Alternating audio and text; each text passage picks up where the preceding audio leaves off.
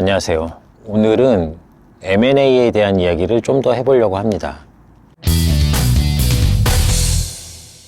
제가 지난 영상, 거의 1시간짜리 영상을 통해서 M&A에 관해서 할 수 있는 이야기들은 많이 했다라고 생각을 하고, 그 외에는 특별히 M&A에 대한 영상을 올리진 않았어요. 그런데 이번에 우수수 친구 맺기 행사에 가보니까 M&A 관련해서 많은 분들이 질문을 주시더라고요. 그 얘기는 제가 지난 영상에서 이야기한 것으로 부족했다, 충분치 않았기 때문에 질문을 주신 거다라는 생각을 했어요. 그래서 좀 더 이야기를 보충해 보려고 합니다. 많은 분들이 M&A에 대해서 굉장히 막연하게 생각을 하는 이유가, 과연 우리 회사를 팔 수 있을까? 누가 우리 회사를 살까? 이 부분에 대한 확신이 없기 때문에 M&A로 엑시트하는 전략을 구체적으로 수립하지 못하는 것 같습니다. 그래서 저는 우리 회사가 M&A로 거래가 될 수 있는가 없는가, 이거에 대한 사전 조사가 필요하다고 생각을 해요. 이 조사를 해서 어느 정도 의미 있는 가능성의 결과가 나온다면 구체적으로 M&A 전략을 세워볼 수도 있는 거고,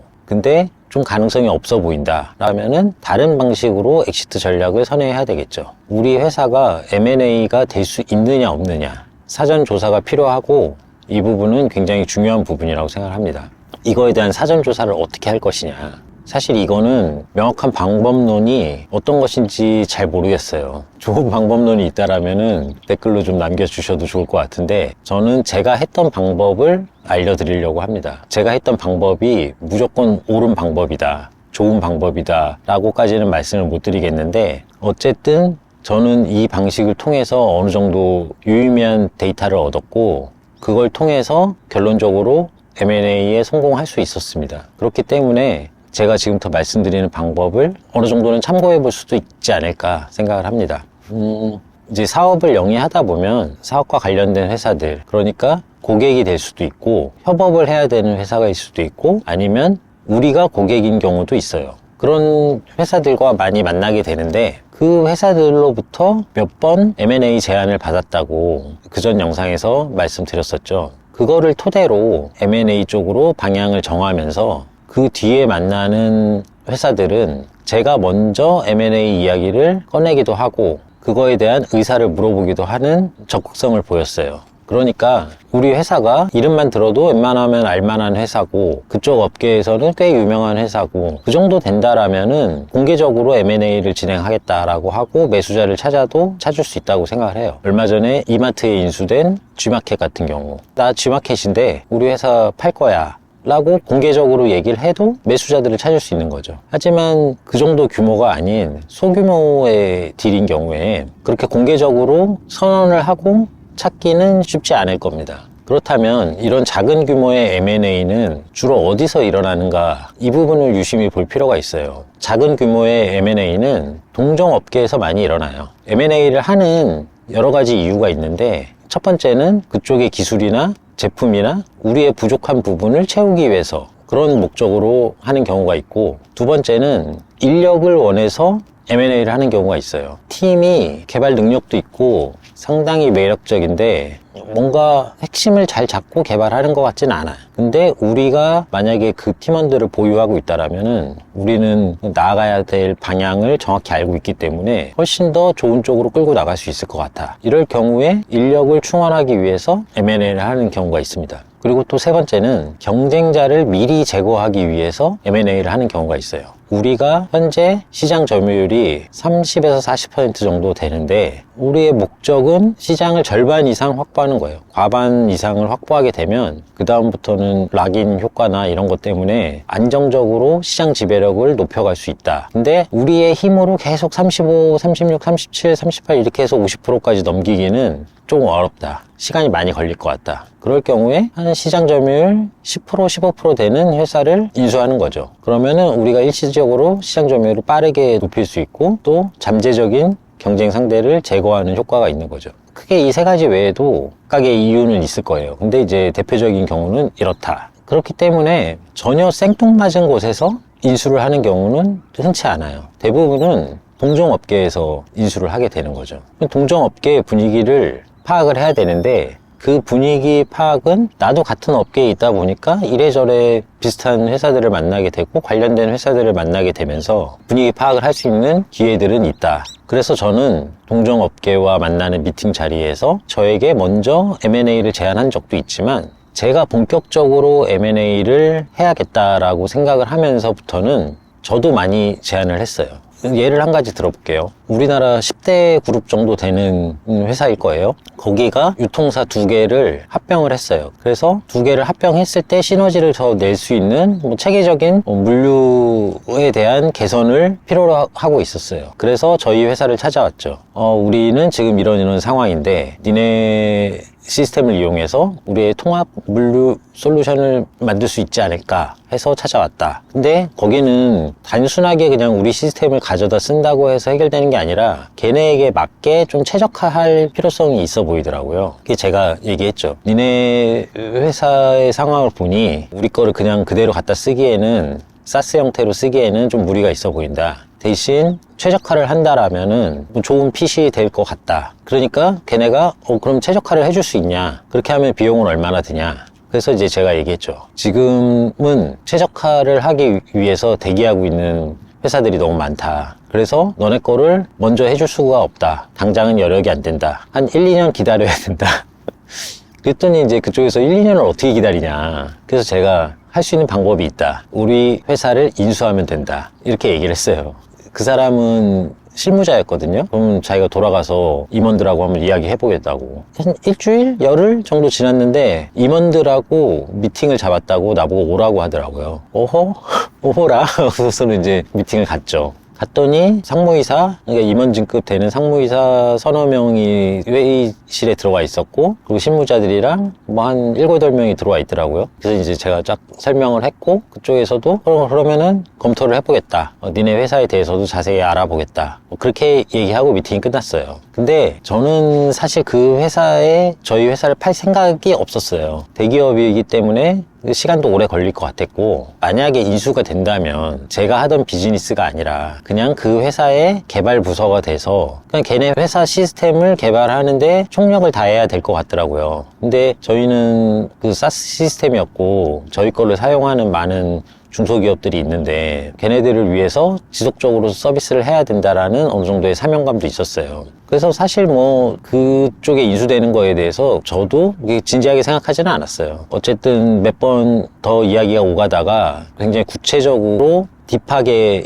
얘기가 들어가지는 않고 그냥 흐지부지 됐는데, 저는 이게 바로 인수자를 찾는 시장조사라고 생각합니다. 우리 회사를 M&A 시장에 내놨을 때 어느 정도 입질이 올 것이냐, 이거에 대한 하나의 조사 방법이라고 생각을 해요. 그 회사에 제안을 해봤고 뭔가 좀 관심을 갖네? 그래서 구체적으로 뭐 진행이 되진 않았지만 충분히 관심을 받을 만하구나 라는 하나의 데이터를 정립한 거죠. 그 뒤로도 여러 가지 제안들을 받을 때마다 저는 M&A 얘기를 항상 꺼냈습니다. 특히 이제 제안이 오는 것 중에 전략적 제휴라는 거를 제안을 많이 해요. 지분을 서로 좀 섞어서, 흔히 이제 피를 좀 섞어서 우리 일을 좀 더 잘 해줄 수 있게끔 그렇게 만든다.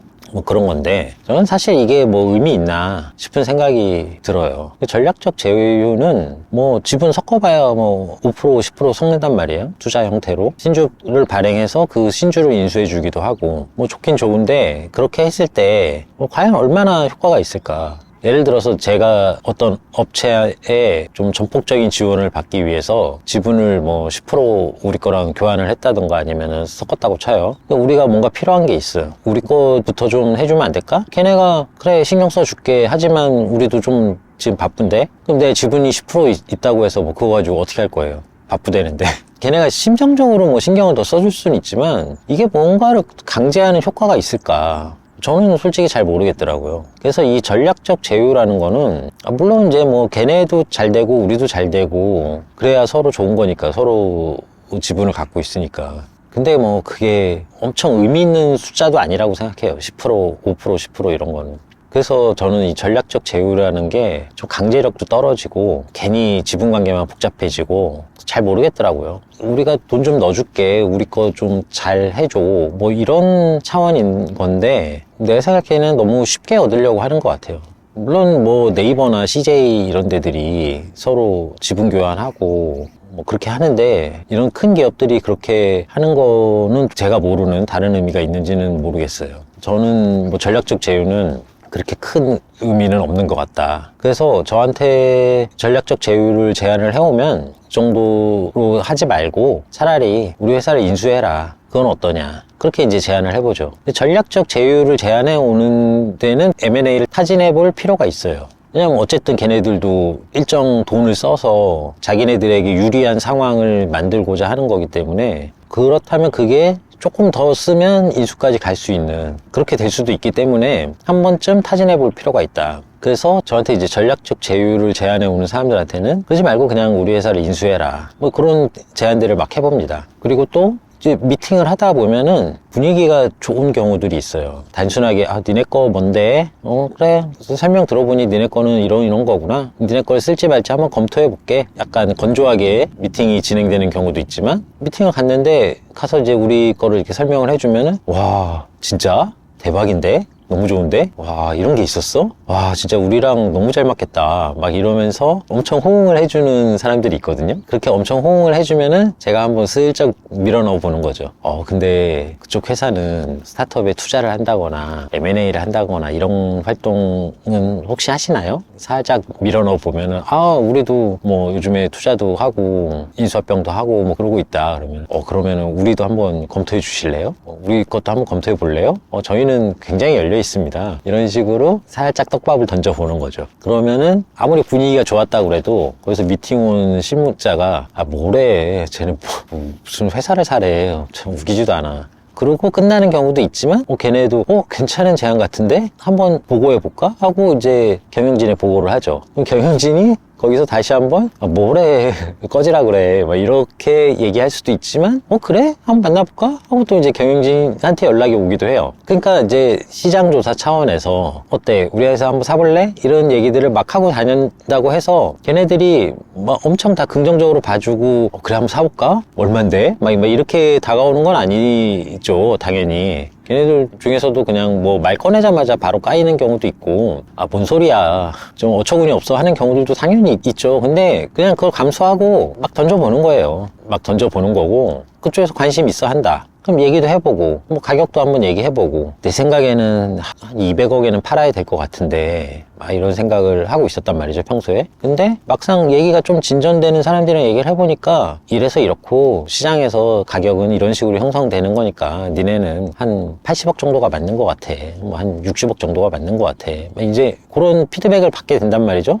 200억은 좀 내 꿈인가? 좀 꿈을 낮춰볼까? 한 150억, 120억으로 한번 낮춰볼까? 이런 식으로 좀 어떤 가격에 대한 것도 감을 잡아보는 거고, 사실 스타트업 M&A 같은 경우는 이미 완숙한 기업 같은 경우는 북밸류, 그러니까 장부 가치를 보고 가격이 형성되지만, 스타트업 같은 경우는 그냥 북밸류만 가지고 평가하기는 좀 그렇거든요. 기술에 대한 가치, 미래에 대한 가치를 보고 평가를 받아야 되는데, 그런 거는 이제 명확한 룰이 없기 때문에 잠재적인 매수자들과 이야기를 하면서 조금 가격 형성을 한번 맞춰보는 거죠. 그래서 저는 이 M&A를 할 때 이 시장조사 과정이 상당히 중요하다고 생각을 해요. 그리고 이거를 잘 해야 실제로 가능성 있는 매수자와 딜을 할 때도 유리하게 끌고 갈 수 있는 거죠. 그런데 저 같은 경우는 미팅하거나 이럴 때 좀 나대고 다녔다라고는 얘기했지만, 떡밥을 던졌다고 얘기는 했지만, 그렇다고 또 엄청 공개적으로 한 것도 아니에요. 왜냐하면은 저는 이제 투자 유치도 계속 병행을 하고 있었기 때문에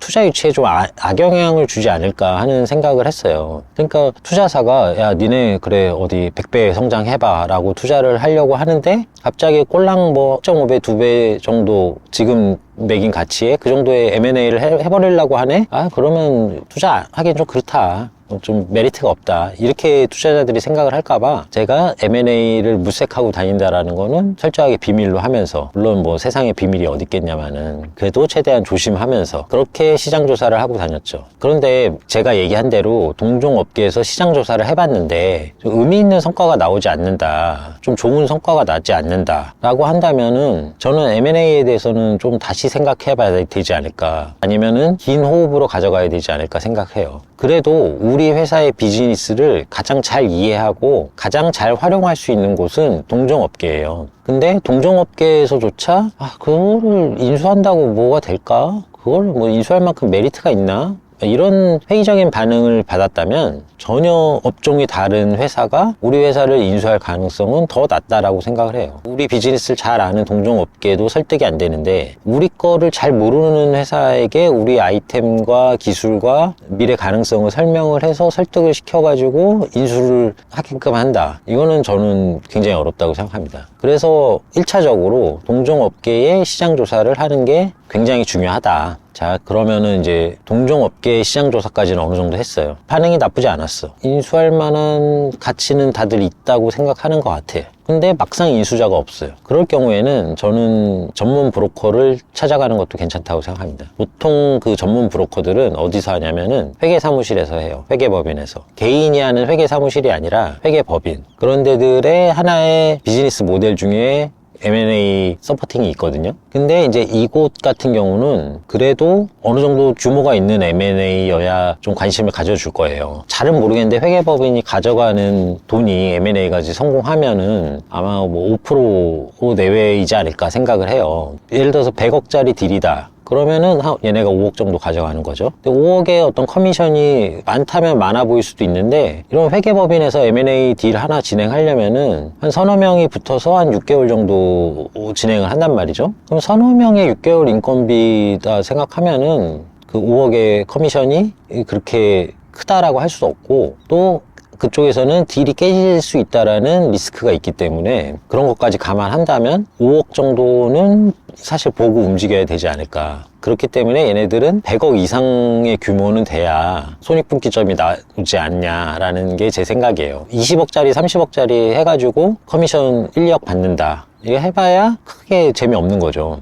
손해가 날 수도 있고 오히려. 그래서 최소한 100억 이상의 규모가 된다라고 하면은 회계법인을 찾아가가지고 우리가 이런 걸 M&A 하려고 하는데 매수자를 좀 찾아줄 수 있냐 이렇게 한번 얘기를 하고 진행을 해볼 수 있고 또 그게 아니라면은 아까 얘기했던 동종업계에서 시장조사 하는 게 좀 어렵다라면은 그쪽한테 한번 좀 의뢰를 해볼 수도 있어요. 일정 비용을 낼 테니까 시장조사에 대한 우리 기업을 매수할 만한 기업이 있는지 한번 주변에 알아봐 줄 수 있냐 이렇게 또 될 수 있지 않을까. 딱 회계법인의 업무가 이거다 아니다 이런 게 없어요. 그냥 어차피 사람이 하는 일이니까 뭐 서로 맞으면 하는 거죠. 그래서 M&A에 대한 어느 정도 생각이 있다라면은 사과나무 밑에서 이렇게 입을 벌리고 사과가 떨어지기를 기다리는 것처럼 언젠간 어디선가 매수자가 나타나 주겠지 이렇게 기대하는 거는 너무 운에 기대는 것 같고 내가 진짜 M&A로 엑시트 해야겠다라는 생각이 있다라면은 어느 정도는 좀 과감하게 시장 조사를 해봐야 된다. 그리고 저는 이제 미팅을 통해서 많이 그거를 했다라고 말씀드렸는데 그 미팅도 사실 만들면 만들 수 있어요. 예를 들어서 어떤 중견기업이 있는데 그 기업이 우리를 인수해주면 좋을 것 같아 이런 생각이 들었다면은 어떻게든지 건수를 만드는 거죠. 우리랑 뭔가 이렇게 협업을 한다든가 아니면은 고객이 되고 싶다라든가 뭐 하여튼 뭔가를 만들어서 미팅을 잡는 거죠. 미팅한 사람이 너무 실무자다 그러면은 어느 정도 의사결정권자가 되는 사람을 한번 연결해 줄 수 있냐 논의해 보고 싶은 게 있다. 그래서 오케이 되면은 그런 사람을 만나서 M&A 얘기를 해보는 거고 또 거절 당하면 그러려니 하고 넘어가는 거고 그런 식으로 이제 내가 주도적으로 만나볼 수도 있다. 그래서 그냥 목표를 정하는 거죠. 내가 진짜 50개 기업한테 물어보겠어. 여기서 한 10개만 긍정적인 대답이 나와도 나는 M&A 쪽으로 전략을 세우고 집중적으로 준비를 한다. 근데 반응 오는 데가 뭐 2-3개도 안 된다. 그러면은 이건 뭔가 잘못돼 있다라고 생각하고 나의 전략이 잘못된 거니까 뭔가 수정을 해야겠다. 아니면은 뭐 사업 아이템이 매력적이지 않은 거니까 좀 매력적인 걸로 피벗을 해야겠다. 이런 전략을 세우는 거죠. 그래서 그리고 또 하나는 동종업계에서 시장조사를 하고 다녔는데 뭔가 얘네는 관심이 있어 우리한테. 근데 걔네 사정이나 여건이나 이런 것 때문에 당장은 아닐 것 같아. 아니면은 얘네가 우리한테 분명히 관심이 있는데 아직은 조금 미심쩍어해. 우리가 얼마나 크는지 좀 지켜봐야 될 것 같다라는 입장이다. 그러면 얘네는 당장 살 생각이 없구나 하고 버리는 게 아니라 그 사람들하고도 좋은 관계를 계속 유지를 해야 된다고 생각합니다. 밥도 먹고 근황 얘기도 하고 몇 달에 한 번씩 이렇게 만나가면서 좀 라포도 쌓고 그러면서 계속 우리는 잘 성장하고 있다. 우리는 점점 많은 기업들의 관심을 받고 있다. 이런 정보도 조금 공유를 해주고 계속 우리의 상품 가치가 높아지고 있다라는 거를 어필을 하는 거죠. 때로는 조금 이렇게 마음이 조급해지게끔 저희가 어디로부터 M&A 제안을 받았는데 아주 매력적인 제안이라서 지금 좀 구체적으로 논의하기 시작했다. 그런 상황이다라고 이제 살짝 흘려주는 거죠. 그러면 그쪽에서도 아 그래? 우리도 좀 서둘러야 되나? 막 이런 생각을 또 하게 되는 거고 연애 플러팅하는 것처럼 연애 밀당처럼 조금은 그런 관계를 어느 정도 유지하면서 우리 회사에 대한 어필을 해나가는 이런 작업들 저는 굉장히 중요하다고 생각합니다. 그래서 이제 그 전에 영상에서는 좀 M&A에 대한 어떤 전체적인 개괄, 어떤 게 좋은 방향이냐, 어떤 전략들이 있을 수 있겠냐, 뭐 이런 거 위주로 말씀을 드렸다라면은 이번 영상에서는 정말 실질적인 스킬들, 실전에서 사용해 볼 만한 그 스킬들에 대해서 설명을 드려봤습니다. 좀 더 가면은 잠재적인 매수자와 어떤 식으로 밀당을 하는가, 어떻게 우리 회사를 사게끔 가스라이팅을 하는가, 이런 것도 이제 얘기를 해보면 더 재밌을 것 같긴 한데 그런 거는 조금 저도 얘기하기가 조심스럽기도 하고 사석에서 하고 싶네요, 그런 얘기는. 하여간 연애의 잔기술처럼 M&A까지 가게 하는데 그런 잔기술들이 좀 필요하다. 근데 그 잔기술까지 가기 전에 시장조사가 굉장히 중요하다. 시장조사는 동종업계에서 할 수 있다. 그렇게까지 말씀드리면서 오늘 영상은 마무리하겠습니다. 감사합니다.